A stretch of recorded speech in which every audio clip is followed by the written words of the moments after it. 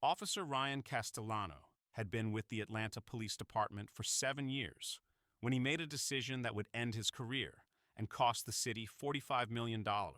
He was 31 years old, experienced enough to recognize a medical emergency, but apparently convinced that his authority superseded a physician actively saving someone's life. One Friday evening outside a QuikMart in southwest Atlanta, he responded to a 911 call about an unconscious man and arrived to find a black man in civilian clothes performing chest compressions on a victim. What Castellano did next, ignoring medical credentials, physically restraining a doctor mid-CPR, and allowing a patient to die while his rescuer sat handcuffed in a patrol car, would become proof of how assumptions about who looks like a doctor can literally kill. And those 4 minutes, 38 seconds that Marcus Jennings spent in handcuffs while David Chen died on the pavement would haunt a city, destroy a career, and expose a department that had never questioned why this officer had 9 complaints involving accusations that black professionals were criminals. A black man in his mid-40s, Dr. Marcus Jennings, was kneeling on hot asphalt in the parking lot of a convenience store at 6:38 p.m. on a Friday. His dress shirt was soaked with sweat and unbuttoned at the collar. His hands were positioned precisely on the chest of a 52-year-old man who'd collapsed while buying lottery tickets. No crime, no violation, no chaos, just a cardiac surgeon doing exactly what 20 years of training had taught him to do. But Officer Castellano saw him through a filter, so distorted by assumptions about who belongs in scrubs and who belongs in handcuffs that he couldn't process a black man as a doctor, even with a victim dying beneath his hands. Before we continue, where are you watching from? If this is your first time here, please hit that subscribe button. Stories like these need to be shared, and your support helps us bring more truth to light. The QuikMart on Metropolitan Parkway sits in a neighborhood that straddles 2 worlds. To the west, renovated bungalows and young families. To the east, apartment complexes and strip malls that have seen better decades. The store itself is a 24-hour operation with bulletproof glass at the counter, security cameras at every angle, and a parking lot that fills up during rush hour with people stopping for gas, lottery tickets, and energy drinks on their way home. It was 6:32 p.m. on a Friday in late August. The temperature was still 91 degrees, the kind of heat that makes asphalt shimmer and turns cars into ovens. The evening rush was winding down. About a dozen people were in the store or at the pumps. The sun hung low in the sky, casting long shadows across the parking lot. David Chen, a 52-year-old accountant, had pulled into the QuikMart to buy lottery tickets for the weekend drawing. He'd parked his silver Honda Accord near the entrance, walked inside, made his purchase, and was walking back to his car when his heart stopped. No warning, no chest pain, just sudden cardiac arrest, the kind that kills 90% of people who experience it outside a hospital, because survival depends entirely on immediate CPR. Chen collapsed face first onto the pavement at 6:34 p.m. His keys clattered across the asphalt, his lottery tickets scattered in the breeze. Inside the store, the manager saw it on the security monitor and immediately called 911. Outside, 3 people rushed over to the fallen man, but none of them knew what to do. They stood there, frozen, as Chen's face turned gray. That's when Dr. Marcus Jennings pulled into the parking lot. Dr. Marcus Jennings had been a trauma surgeon at Grady Memorial Hospital for 14 years. 14 years of high-pressure emergency medicine, treating gunshot wounds, car accident victims, and patients whose lives depended on his ability to make split-second decisions. He'd performed over 2,000 emergency surgeries. He'd trained surgical residents who now worked at Johns Hopkins and Mass General. He'd published 17 peer-reviewed papers on trauma response protocols. His colleagues called him unflappable. His residents called him the surgeon you wanted when everything went wrong. The hospital administration called him one of the best trauma surgeons in the Southeast. Jennings had graduated summa cum laude from Morehouse College, then completed medical school at Emory University School of Medicine, where he'd been named the top surgical resident in his class. He'd done his trauma surgery fellowship at UCLA Medical Center, one of the most competitive programs in the country, before returning to Atlanta. He was board certified in both general surgery and surgical critical care. He'd received the American College of Surgeons Resident of the Year award. His name was on the short list when hospitals nationwide recruited top trauma surgeons. At 46 years old, Marcus Jennings was exactly where he'd worked to be: respected, accomplished, and living the life he'd envisioned when he'd decided at age 12 that he wanted to save lives. He was married with 2 teenage daughters. He coached youth basketball on weekends. He'd spent 2 decades teaching residents that medicine isn't just science. It's showing up when people need you most, whether you're in an operating room or a parking lot. That Friday, Jennings had just finished a 12-hour shift at Grady Memorial. He'd performed 3 emergency surgeries: a stabbing victim, a motorcycle accident, and a construction worker who'd fallen from scaffolding. He'd changed out of his scrubs into street clothes, khaki pants, a blue dress shirt, and loafers, and was driving home in his black BMW when he stopped at the QuikMart for gas and a bottle of water. He'd pulled in at 6:35 p.m., parking near the air pump. He was walking toward the store entrance when he saw the crowd gathered around someone on the ground. His medical training kicked in before conscious thought. He ran toward the scene. When Jennings reached the collapsed man, he immediately recognized the signs: unresponsive, not breathing, no pulse, cardiac arrest. He knelt down, positioned his hands, and started compressions. 30 compressions, 2 rescue breaths. 30 compressions, 2 rescue breaths. He kept perfect rhythm, checking for a pulse every 2 minutes, tracking the time in his head. The bystanders backed away, giving him space. Someone said, "Thank God, someone knows CPR." Jennings worked for 3 minutes and 47 seconds before Officer Ryan Castellano arrived. But to Officer Castellano, who'd responded to a 911 call about an unconscious person, the scene read differently. He saw a black man in civilian clothes hunched over a white victim, and his training about crime scenes overrode the obvious reality that this was medical care. And that assumption would cost David Chen his life. Ryan Castellano was 31 years old. He'd been a patrol officer with the Atlanta Police Department for 7 years. He was energetic, confident, and convinced that his instincts about crime and danger were rarely wrong. His supervisors described him as proactive, but sometimes overeager in situations that required nuance. His training officers had noted early on that Castellano had a tendency to see threats where none existed, particularly involving people of color in professional or affluent settings. In 7 years, Castellano had compiled a record that should have triggered immediate intervention: 9 complaints. 9. 7 of them involved allegations of racial profiling or excessive use of authority against black professionals. 2 had been sustained, resulting in written reprimands and mandatory bias training. The other 7 had been closed with officer actions within policy findings, despite witness statements suggesting otherwise. Castellano had a pattern. He questioned black professionals in ways he never questioned white professionals. A black attorney walking into a courthouse in a suit was stopped and asked if he was appearing as a defendant. A black real estate agent showing a property in Buckhead was questioned about whether she'd broken in. A black nurse in scrubs at a hospital parking garage was detained for 20 minutes because Castellano thought she'd stolen a car, despite her hospital ID badge visible on her scrubs. 3 months earlier, Castellano had pulled over a black anesthesiologist driving home from surgery, accused him of drunk driving despite 0 evidence, and subjected him to field sobriety tests that the doctor passed easily. The complaint was settled quietly. 2 weeks of additional training. No suspension. The pattern was clear. The documentation was extensive, but somehow Castellano remained on patrol, responding to emergencies, empowered to make life and death decisions. At 6:36 p.m., Castellano received the dispatch: unconscious male at QuikMart, Metropolitan Parkway. Possible medical emergency. EMS en route. Estimated arrival 7 minutes.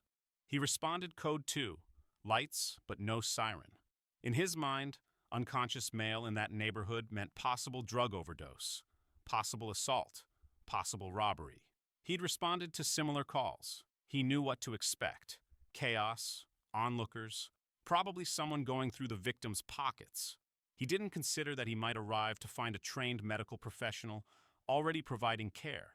He didn't think about waiting for EMS to assess the situation. He just assumed he needed to secure the scene and control whoever was involved. Castellano pulled into the QuikMart parking lot at 6:37 p.m. He parked his patrol car with lights flashing, grabbed his radio, and scanned the scene. A small crowd had formed in a semicircle. At the center, a black man in street clothes was hunched over a body, hands on the victim's chest, pushing down repeatedly. In Castellano's mind, that didn't look like CPR. It looked like assault. The victim was white, elderly, motionless. The black man was in civilian clothes.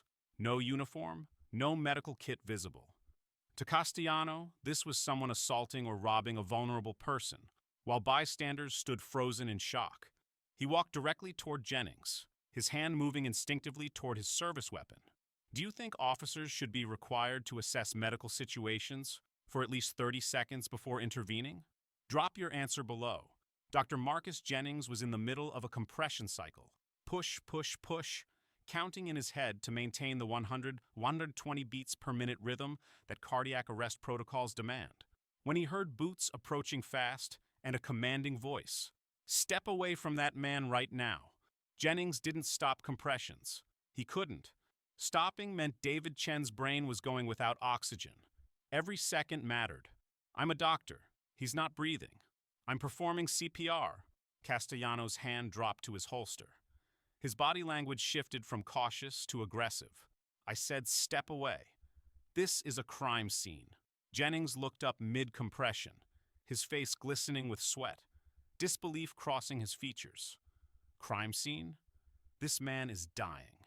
He needs help. Jennings continued compressions, refusing to stop. His hands moved in perfect rhythm. 28, 29, 30. He tilted Chen's head back, delivered 2 rescue breaths, checked for a pulse. Nothing. He resumed compressions. "You're interfering with an emergency response. Back away or you'll be arrested." Jennings kept working. His voice was strained but controlled.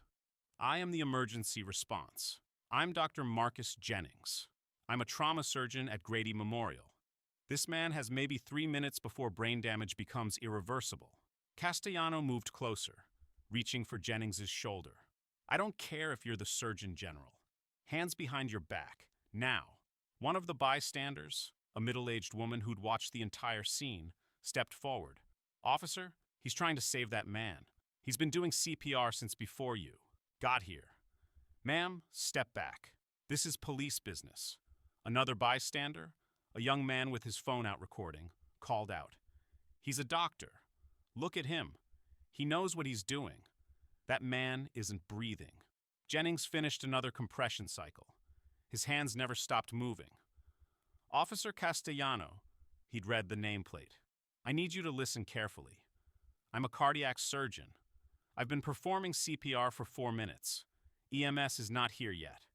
If you make me stop, this man will die. Do you understand that? If you remove me from this patient, you will be responsible for his death."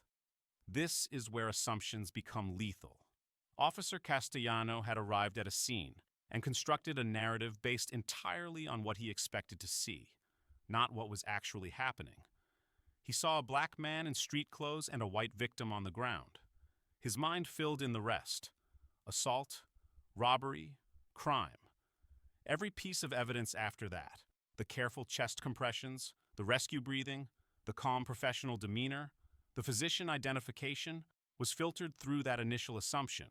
He wasn't looking at a doctor performing CPR. He was looking at a suspect who claimed to be a doctor. And in his mind, those were very different things. The parking lot had gone from quiet to tense. About 20 people had gathered now. Customers from inside the store, people pumping gas, drivers who'd pulled over to watch. Phones were everywhere. Multiple cameras captured every angle. Jennings kept working. 30 compressions, 2 breaths, check pulse, resume. His training was so ingrained that his body performed the protocol automatically, while his mind processed the nightmare unfolding around him. Last chance. Stand up and put your hands behind your back, or I will physically remove you. Officer, you can't do this. This man needs CPR. Castellano grabbed Jennings by the shoulder and pulled. Jennings resisted, trying to continue compressions. But Castellano was stronger. He yanked Jennings backward, away from Chen's body. "Don't do this. You're killing him. You're killing him," a woman in the crowd screamed. Oh my God, no! He's trying to help. Castellano pulled Jennings to his feet and spun him around. Hands behind your back. Officer, I'm begging you. Let me finish. Please. Now. Dr. Marcus Jennings looked at David Chen's body lying motionless on the pavement. He looked at the crowd of witnesses. He looked at the body cameras recording everything, and he made a calculation. He could resist and risk being tased or shot, or he could comply, document everything, and pray that EMS arrived in time. I'm complying. Everyone here is witnessing this. I am Dr. Marcus Jennings, cardiac surgeon at Grady Memorial Hospital. I was performing CPR on this patient when this officer arrested me. I told him multiple times this man would die without continued CPR. This officer is making a choice right now, and that choice is to let this man die. Castellano pulled Jennings's arms behind his back and snapped handcuffs on. Tight. Deliberately tight. Jennings winced but didn't pull away. You're under arrest for obstruction and interfering with an emergency response. I didn't obstruct anything. I was the emergency response until you arrived. Castellano marched Jennings toward his patrol car, past David Chen's body, past the horrified witnesses, past the cameras recording every second. A man in the crowd knelt down next to Chen and felt for a pulse. He's not breathing. Someone needs to help him, but no one moved. No one knew CPR well enough to continue. They just stood there, watching, waiting for EMS. Castellano opened the back door of his patrol car and guided Jennings inside. Jennings turned his head, looking back toward Chen's motionless form. How long until EMS gets here? They're 2 minutes out. He's been without CPR for over a minute. His brain is dying right now. Castellano closed the door and returned to the scene. He didn't resume CPR. He didn't ask anyone else to resume CPR. He secured the perimeter and waited. The EMS unit arrived at 6:42 p.m., 4 minutes and 38 seconds after Castellano had removed Jennings from Chen's side. The paramedics rushed over, assessed Chen, and immediately started advanced life support. They worked for 14 minutes, using a defibrillator, administering medications, attempting to restart Chen's heart. At 6:56 p.m., they called it. David Chen was dead. Should officers face criminal charges when their decisions directly cause preventable deaths? Let me know what you think. Sergeant Monica Reeves arrived at 6:48 p.m., while EMS was still working on Chen. She was a 19-year veteran who'd seen plenty of officers make bad calls. But when she pulled into the parking lot and saw the scene, an officer with a suspect in his patrol car, paramedics working frantically on someone, and a crowd of witnesses all pointing at the police cruiser, she knew immediately something had gone catastrophically wrong. She walked directly to Castellano. What happened here? Castellano gestured toward his patrol car, responded to an unconscious person, arrived to find this suspect assaulting the victim. He refused to comply when I ordered him to stop. I arrested him for obstruction. Reeves looked at the crowd, at the paramedics, at the man in handcuffs visible through the rear window of the patrol car. Who is he? Says he's a doctor. Claims he was doing CPR. Reeves walked over to the crowd of witnesses. A woman immediately stepped forward. Officer, that man in your car is telling the truth. He was doing CPR. He was saving that man's life until your officer pulled him off. Another witness, the young man who'd been recording, held up his phone. I have the whole thing on video. That doctor was doing perfect CPR. He identified himself multiple times. Your officer arrested him anyway. Reeves felt her stomach drop. She walked quickly to Castellano's patrol car and opened the back door. Jennings sat there, hands still cuffed, behind his back, his dress shirt soaked with sweat, his face a mixture of anguish and fury. Sir, what's your name? Dr. Marcus Jennings. I'm a trauma surgeon at Grady Memorial Hospital. I've been performing CPR on that patient for 7 minutes, before Officer Castellano arrived and physically removed me. I told him repeatedly that the patient would die without immediate CPR. He arrested me anyway. That man's death is on his hands. Reeves pulled out her phone and called Grady Memorial Hospital. The switchboard connected her to the surgical department. This is Sergeant Monica Reeves, Atlanta PD. I need to verify employment. Do you have a Dr. Marcus Jennings? Yes. He's one of our trauma surgeons. Is there a problem? Reeves closed her eyes. What does Dr. Jennings look like? The voice described him. Black male, mid-40s, about 6 feet tall. Reeves hung up and turned to Castellano, her voice cold with fury. Uncuff him right now. Sergeant Reeves waited while Castellano unlocked the handcuffs. Jennings stepped out of the patrol car, rubbing his wrists. Deep red marks circled both wrists where the metal had dug in. Reeves turned to Castellano with an expression that made clear she understood exactly what had happened and exactly what it meant. Badge, radio, gun, administrative leave effective immediately. Sergeant, I was securing a scene. You arrested a doctor performing CPR, a doctor who identified himself clearly, repeatedly, and witnesses confirm it. That patient might still be alive if you hadn't pulled the doctor off him. Give me your badge. Castellano's face went white. His hands trembled as he unclipped his badge and handed it over. Then his radio, then his service weapon. You're done, Castellano. You understand that? You're done. Sergeant Reeves turned to Dr. Jennings, her face etched with something that looked like shame. Dr. Jennings, on behalf of the Atlanta Police Department, I am deeply, deeply sorry. What happened here is inexcusable. There's nothing I can say that makes this right. That patient might still be alive if Officer Castellano had assessed the situation correctly. I know that. You know that. Everyone here knows that. Jennings's voice was quiet but edged with steel. Sergeant Reeves, with all due respect, your apology doesn't bring Mr. Chen back. It doesn't undo the 4.5 minutes he went without CPR. It doesn't explain why your officer looked at a black man performing life-saving care and saw a criminal. I've been a surgeon for 14 years. I teach emergency medicine. I've saved hundreds of lives. And tonight, I watched a man die because your officer couldn't imagine that someone who looks like me could be a doctor. Reeves nodded, her jaw tight. You have every right to file a complaint. You have every right to sue, and I will testify on your behalf if you do. Jennings looked toward the ambulance, where paramedics were loading David Chen's body. I'm going to do more than file a complaint, Sergeant. I'm going to make sure this never happens again. Should officers with 5 or more complaints alleging racial bias be automatically removed from patrol duties? Drop your answer.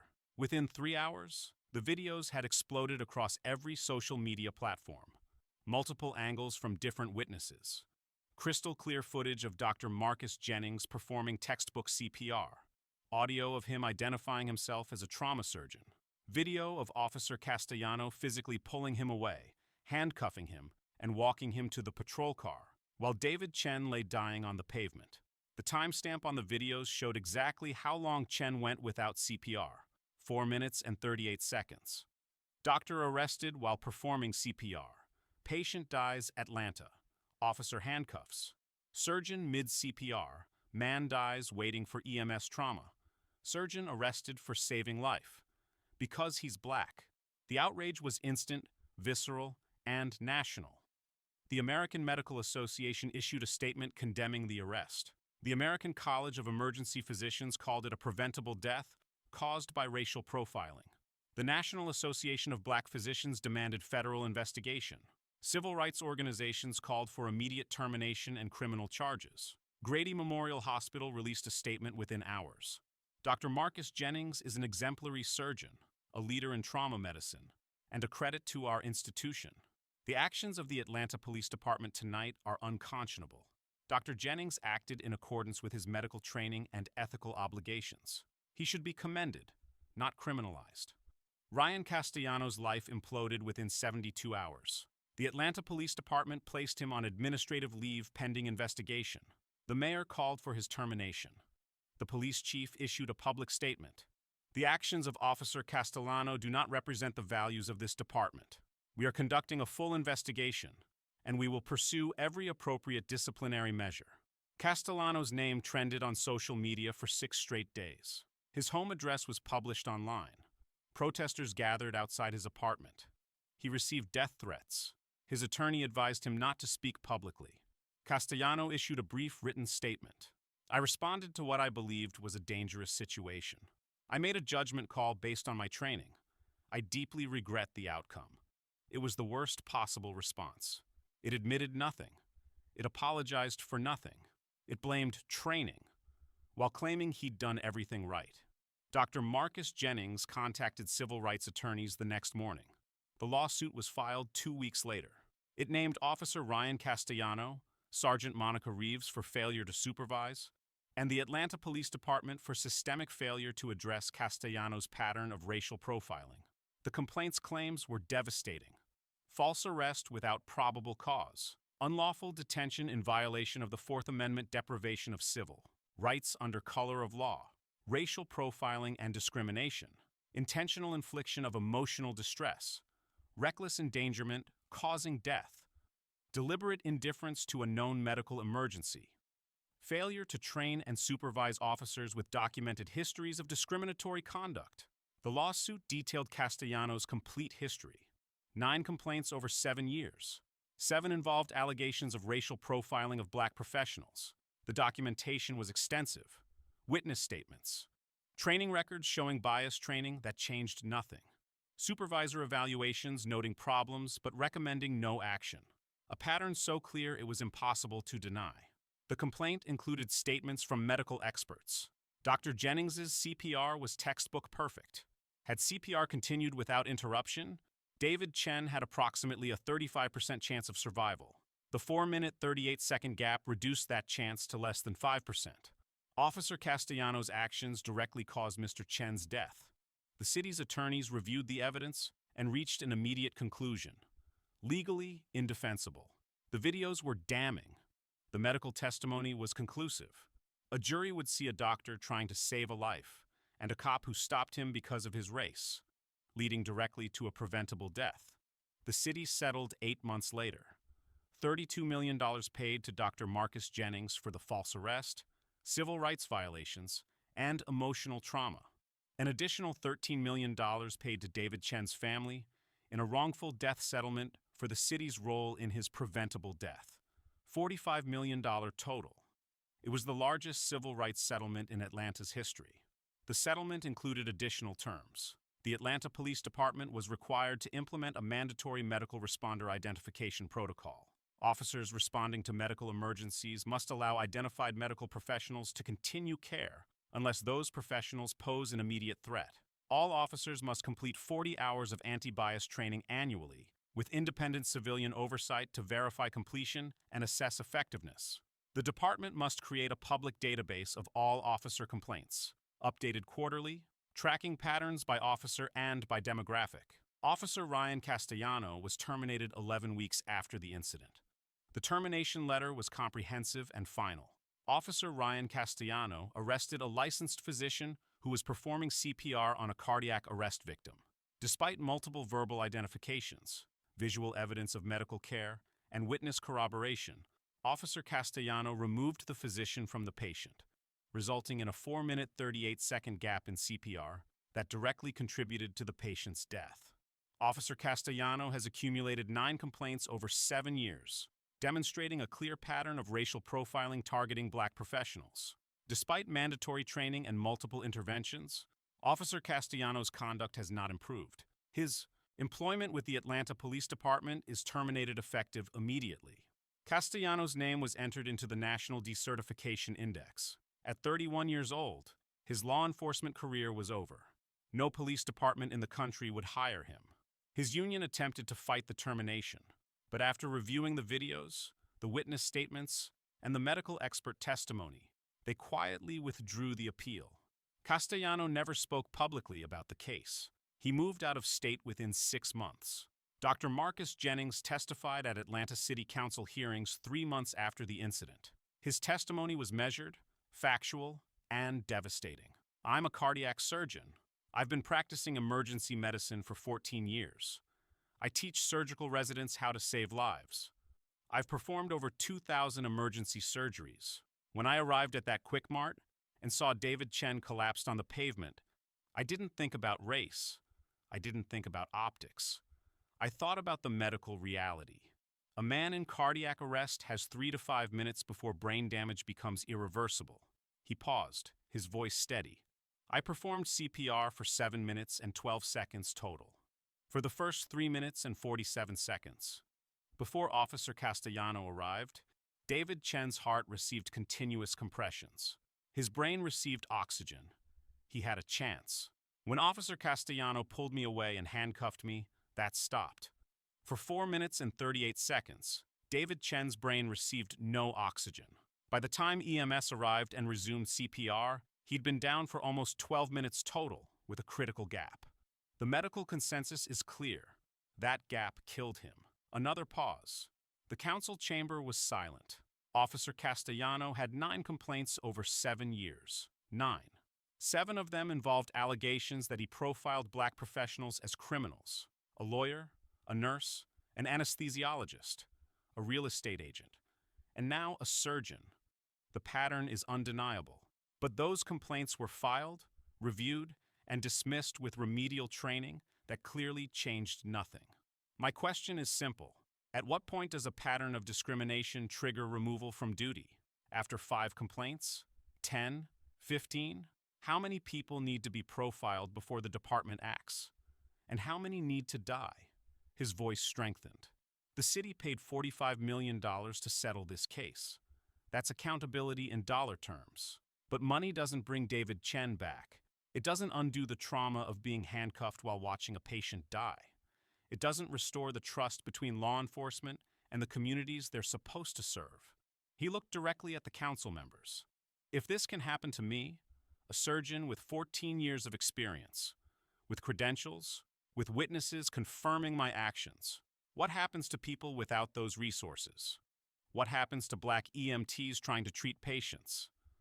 Black nurses responding to emergencies? Black doctors in plain clothes?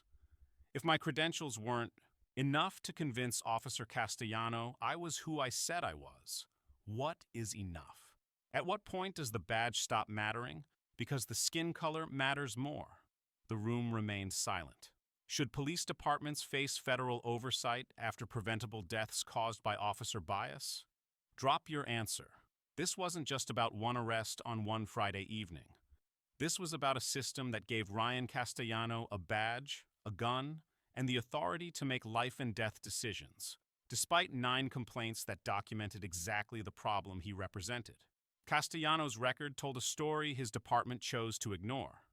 9 complaints over 7 years, all of them involving black professionals, all of them dismissed with training that Castellano attended but never internalized.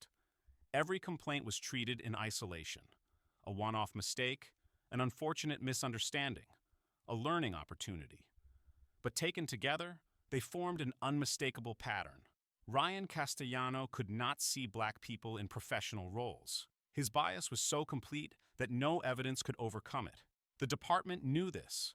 The training records proved it, but they kept him on patrol anyway, responding to emergencies, making judgment calls, empowered to intervene in situations he fundamentally couldn't assess correctly. Ryan Castellano's career is over. That's justice. The city paid $45 million. That's accountability. Castellano was placed on the National Decertification Index. That's consequences. But David Chen is still dead. Dr. Jennings still has nightmares about watching a patient die while he sat handcuffed in a patrol car. And somewhere, another officer with a history of complaints is still on patrol, still making assumptions, still waiting for the situation where those assumptions kill. The real question is, what changes now? Do police departments finally track patterns of discrimination at 3 complaints instead of 9? Do supervisors finally remove officers when witness statements confirm bias? Do we finally create systems that prevent people like Castellano from ever getting a badge in the first place? Do we acknowledge that badges and credentials don't protect black professionals from being seen as criminals first and people second? Because if we don't fix the system that kept Castellano on patrol for 7 years, despite 9 identical complaints, if we don't address the culture that taught him a black man performing CPR must be assaulting the patient, then we're just waiting for the next officer, the next doctor, the next death. Comment if you believe this should be mandatory. Officers who physically interfere with identified medical professionals, providing emergency care, face automatic termination, and criminal charges for reckless endangerment. And if you think these stories matter, If you believe accountability starts with awareness and change starts with pressure, then hit that subscribe button. We're not stopping. We're going to keep exposing these patterns. We're going to keep demanding systems that value life over assumptions. We're going to keep fighting for the doctors, the nurses, the EMTs, and the patients who deserve better than officers who can't imagine competence in black faces. This isn't just about one officer or one surgeon or one victim. It's about all of us and the world we choose to accept. It's about whether we believe black professionals deserve the benefit of the doubt. And it's about whether we're willing to demand accountability before the next preventable death.